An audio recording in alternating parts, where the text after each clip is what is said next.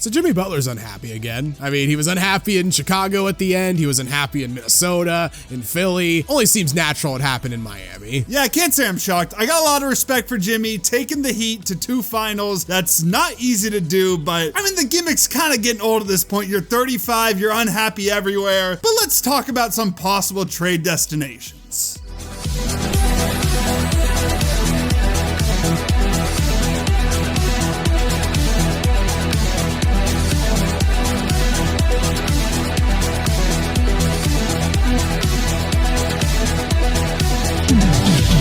Before we start talking about Jimmy Butler, if you haven't already, make sure to leave this video a like, give us a subscribe, and hit that notification bell so you never miss out on one of our videos.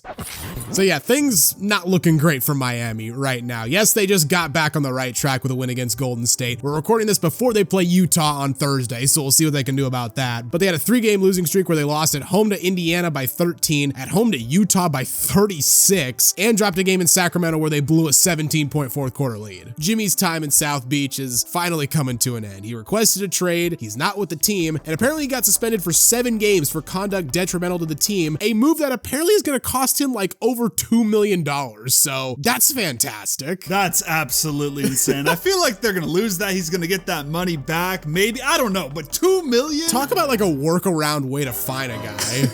Right, detrimental to the team, okay. As Blazers fans though, we're loving this. I mean, it's great. That whole Dame trade saga where obviously Dame wanted to go to Miami.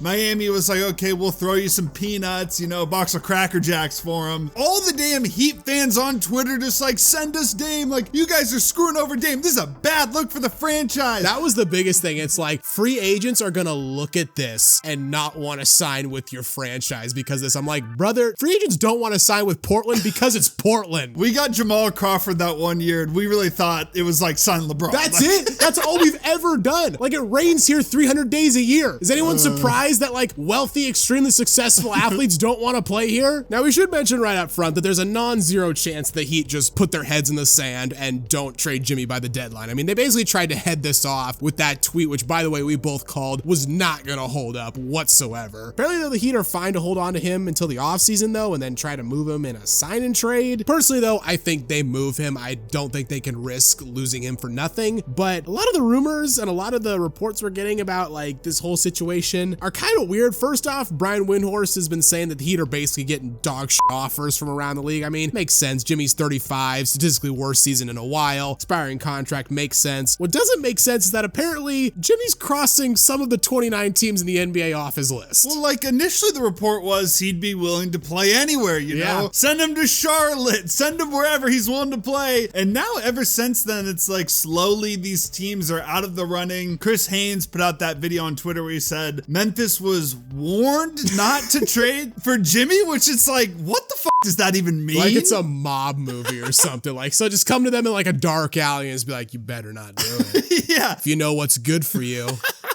Which makes no sense because on the basketball court, Memphis would be a great fit. They're this up-and-coming team. You pair Jimmy with Ja, I love the fit. And then also like Milwaukee. I mean, Milwaukee not as good of a team, but you still got Dame and Giannis. Yeah, Jimmy, that's a very good team. I really don't get it. It makes no sense to me. Like, why don't you want to win at this point in your career? You've got to the finals twice. Like, wouldn't you want to go to a good team? But nah, dude apparently wants to play in Phoenix with the Suns where everything is going great. Yeah, what also doesn't make sense is that apparently, according to Brian Windhorst, Jimmy's not going to extend with any team he's traded to. Like, I get it. Like, apparently he can make more money and get more years on his contract if he signs a new one than if he extends. But also, again, Jimmy's 35, and considering we just saw an offseason where the 76ers gave Paul George a massive contract, that people are already saying, like, it's bad now and it's only going to get worse. I'm not sure there's going to be a ton of teams lining up to give Jimmy a massive contract. And you look at the teams that are projected to have cap space, like Brooklyn, Washington, Utah, like, those don't really sound like intriguing destinations to me. But let's go through some of the possible places Jimmy could end up, and we'll give our thoughts on each.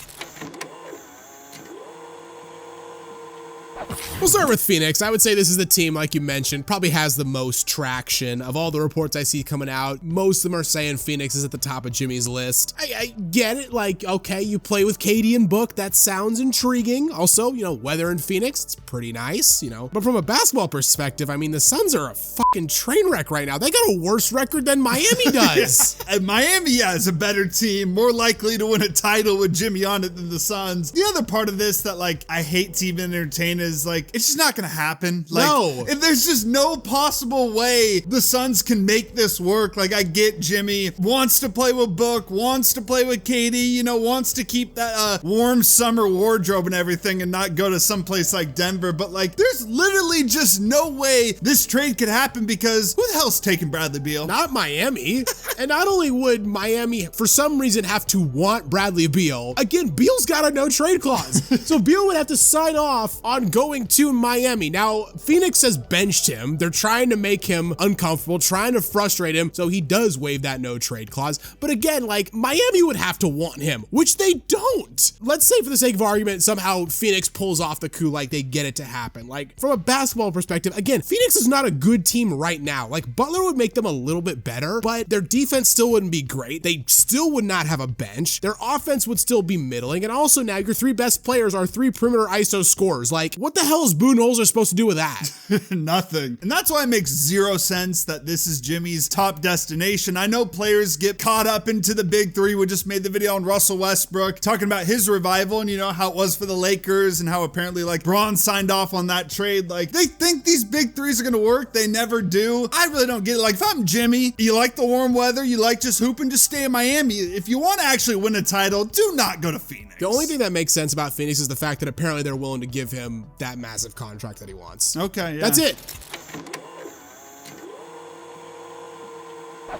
The next team that's been thrown around a lot is the Golden State Warriors, and not too long ago we just made a video on how they're struggling at the moment, and we even mentioned a possible Jimmy trade in that video. The Warriors actually make sense for multiple reasons. First, like we said, the Warriors are struggling big time, but they actually have, like, the players and assets to go get Jimmy. The trade could actually happen. They would have to include quite a bit. We're probably looking at Andrew Wiggins to make the money work, and then you're probably talking about Kuminga, maybe like a Gary Payton, maybe even picks. Is that worth it for a 35-year-old Jimmy Butler who's about to enter free agency? I don't know. But the thing is, if you're still trying to win a title with Steph, I mean, how many more options to make a swing are you going to have? And we mentioned in that video, like, the Warriors need a second shot creator on offense. When Steph is out of the game, their offense is so damn stagnant. They tried to add Dennis Schroeder as like a little creator, you know, give him some spark. Dude's been horrific there. And we were looking at the stats before we started this recording. It is unbelievable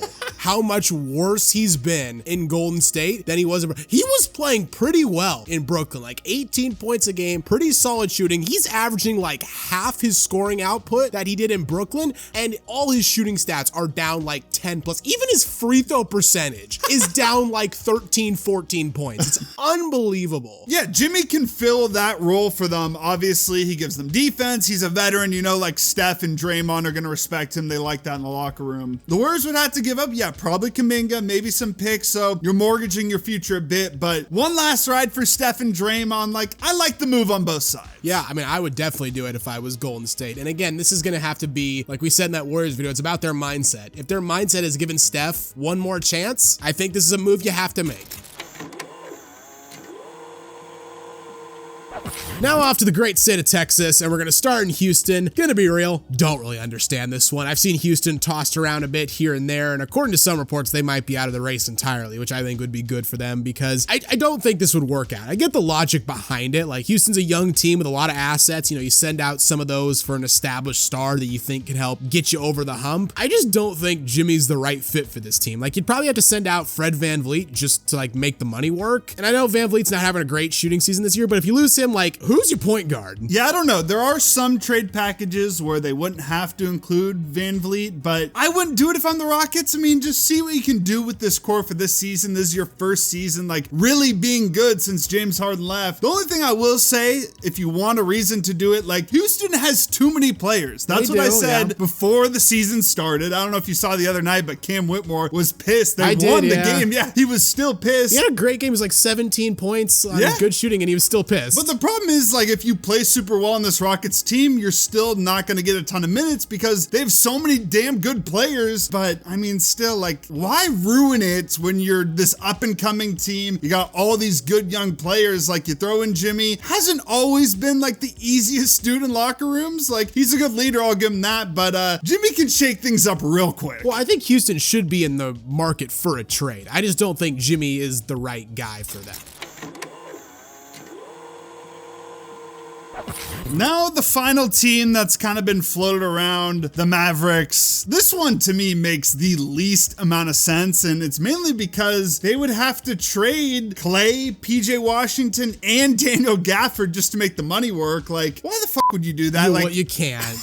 That's way too much. Prime Jimmy Butler, I don't know if I'd give up all that. Like, 35-year-old Jimmy Butler, absolutely not. I mean, you just bring in PJ Washington, Daniel Gafford last year, and they were so good in that playoff run. They've been so important for this Mavericks team. There's absolutely no reason to break it up and everything. I know the Mavericks are in a tough stretch because Kyrie's been out a little bit. Luka, of course, has been out for a prolonged period now. But still, like, Jimmy ain't the answer whatsoever. The Mavericks aren't going to do this. From everything we've heard, the Mavericks aren't really that interested in Jimmy, so I don't see Jimmy going to the state of Texas. So those are the 4 teams that are rumored to be on Jimmy Butler's wish list. I will say he cut it down from I'll play anywhere to I'll play for 4 teams very quickly. But where do we think Jimmy ends up? Now, earlier in the video, I said I think Miami is going to trade him before the deadline. I think in the process of this conversation, I've turned myself around on this because I don't think the Heat are going to trade him. Like, I think Golden State would be the best fit, but from everything we're hearing, they're not that interested in him either. Apparently, they're looking to acquire a big, like they're more interested in Vucevic rather than Jimmy. Phoenix can't make it work. I don't think Houston or Dallas should make it work. So honestly, I think past trade deadline, I think Jimmy Butler's gonna be a member of the Miami Heat. I mainly agree. The one thing I will say, keep an eye out for just like a team trading for him and just being like, you know, you're under contract. You kind of have to play like deal with it. Yeah, deal with it. Maybe Denver's like, you know what? We don't know if you're going to sign here long term. We know we're on the like do not trade to list. We're going to make the deal happen anyways because we want to see what can happen. Now Denver's been playing better and yeah, Russ is helping out. Like they're not as desperate as some other teams, but maybe also Milwaukee. We talked about not on the trade list, but maybe they're just like, you know what? Let's just see what happens. You have to play here. But I kind of agree. Like, I think he just stays on the Heat. Like, who's going to trade for him, really? Like, the only team that really wants him, it seems like, is the Phoenix Suns. And they have no avenue to make it happen. Sure as hell not going to get him. Golden State, I think, could also happen. But like you said, it sounds like they're not super interested in him. So probably just stays on Miami and then signs somewhere during the offseason, I guess. But at